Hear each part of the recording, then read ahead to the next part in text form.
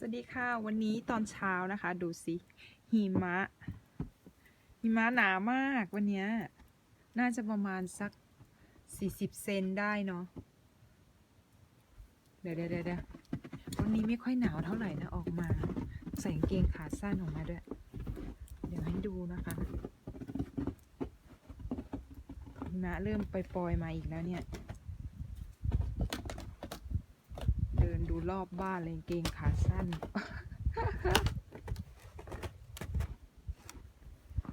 โอ้ตายแล้วดูนี่คือรอบบ้านนะคะดูดิรถก็ปกคลุมไปด้วยไอ้นี่วันนี้สูงมาก